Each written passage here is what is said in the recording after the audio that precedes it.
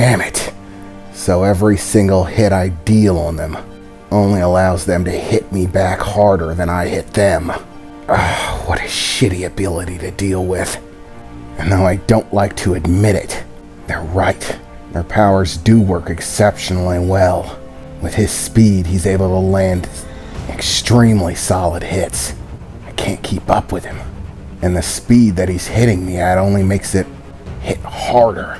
If I add my own power on top of it, then even my armor can't nullify it all. Calm down, Keven, Nylea replied. This isn't the end just yet. Now I know their abilities. So, I know exactly what symbiote I'm dealing with, and which radical power it is. The absorption and release compound. I am familiar with it. It's exceptionally powerful, but it does have weaknesses.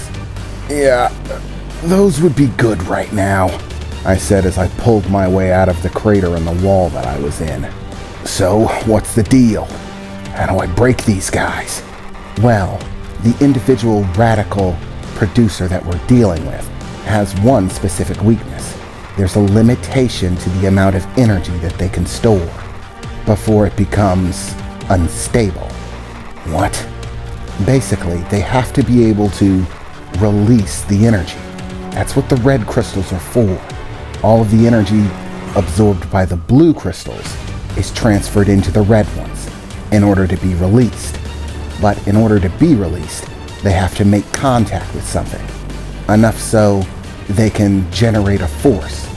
If they fail to release the energy within a certain amount of time after it becomes or reaches a critical level, then the red gems become unstable. They'll detonate like bombs. So basically, I have to overcharge those crystals, I replied, as I stared across the canal to where they were very patiently waiting for me. Yes, Keven, but that's more easily said than done. Remember, all they have to do to disperse the energy is lash and attack. Once they do, the energy is dispersed. Their hold goes back to zero, and the unstable nature of the energy they're holding is no longer unstable. In other words, you have to be able to lay in enough attacks to overwhelm them while simultaneously ensuring that they can't make attacks of their own in order to disperse it. As I said before, it's much easier said than done. But with the King's power, we might be able to manage it. It would be helpful if we had more at our disposal. And the other symbiote's abilities only make this more difficult. If you were dealing with him as a single individual, maybe it would be different. But the other one's speed makes it, well, an issue. Another of the weaknesses of this particular substance is once it takes its crystalline state, that's all it is. It can't change back like our liquid steel. Its form becomes permanently affixed in that fashion until such time that it loses its power and breaks down. That's the one other advantage we might have. They're unable to adapt. They can no longer change the liquid now that it's taken its solid shape. They're stuck with whatever prefit that they decided. For the speed junkie, it appears to be armament. And for the primary user of this radical power, it's those defensive discs and those red orbs for attack. Remember, he can still move them about, the same way that we can control the liquid steel. I'd say that our best course of action is to find a way to immobilize them.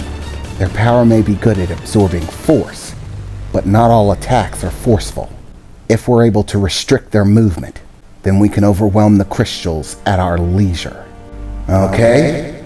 Plan of action, I said as I kneeled down, using all the strength I had in my legs to lunge forward, swirling the liquid steel in the area as I lunged towards the guy named Brick, lashing out with a punch, a straight jab towards his midsection, as I brought the liquid steel in from all angles.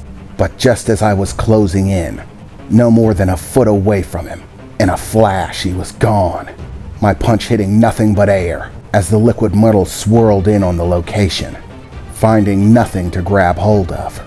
Damn it, I thought, as another impact rang into my body, knocking me for a loop for a moment as his knuckles struck into my helmet. And then again and again, the third strike actually knocking me into the liquid steel swirling into the area as I splashed through the form of the liquid steel around me, interrupting its flow. Harmlessly, of course, before sliding to a stop, trying to look around as I finally began to catch small glimpses of his movement, focusing, trying to send the liquid steel after him in streams. Multiple of them gave chase, whipping out in torrents, like dozens of tiny little tornadoes whirling in his direction, trying to follow his movements, rather fruitlessly. The torrents of liquid steel splashed everywhere, impacting the ground, soaring past through the air, but no matter how many I produced or how hard I tried to catch him, nothing hit. He was too damn fast. I couldn't even keep up, as I lost track of him again, suddenly feeling a large impact to my chin, as he was underneath me, coming in low, with a hard uppercut that took me off my feet, sending me tumbling backwards, as I flew back about 5 or 6 feet, my head and shoulders slamming into the ground as I bounced off. Finally regaining my footing for a moment as I looked back up at him, and he stood there smiling at me. Still don't get it, do ya? You can try all you want.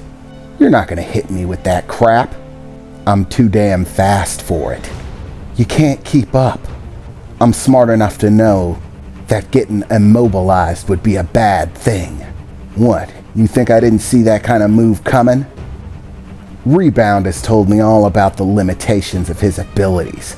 Just because I can bounce back force doesn't mean I can break out of restraints. It doesn't actually increase my strength. And we know full well that you're able to snag people with that metal stuff. Capture them nice and tight. I have no intentions on being the next one on the capture list. As long as I keep moving, you can't touch me. Yeah, you just keep thinking that, I said as I stood back up to my feet.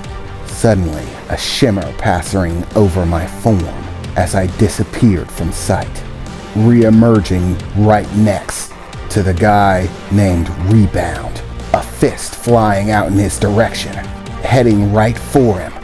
It was almost there. He was completely taken off guard by it. He didn't see it coming, but in a flash, the speed freak intervened. It didn't take more than an instant for him to be Johnny on the spot, standing in between the punch and Rebound as the knuckles clattered into the blue crystals that armored his body. Ha! I knew it. Thinking you're gonna take advantage of that little teleportation trick again, huh? Remember, we saw your last fight. He may not be able to be fast enough to counter you, but I am, he exclaimed, as suddenly a red bolt of light shot out, smashing into the front of the armor, a massive impact that sent it reeling back, skidding across the pavement like a skipping stone, flying back before one last large bounce, sending it into one of the pillars holding up a bridge that passed over the canal, shattering into it as the whole thing seemed to give way, stone collapsing around it, burying the suit. For a few moments everything was silent, before with a resounding smash, the suit crawled its way out, pulling itself out of rock and stone. Ugh, that so sucked. Well, I didn't expect that sort of impact to come out. How hard did you hit me? The guy in the crystal armor replied, as a small spherical red gem floated back to the side of Rebound. I almost forgot that guy could launch attacks of his own, and with the amount of force he was hit with, he was able to generate an astonishing amount of attack power. This is bad. Even if I try to immobilize one, I still have the other one to deal with. and they aren't exactly going to sit around and let their friend get a beating. And they're on to the little trick that I'm playing, moving around the battlefield, so they're unlikely to be caught off guard by it. How the hell do I pin them down? That's gonna be the trick.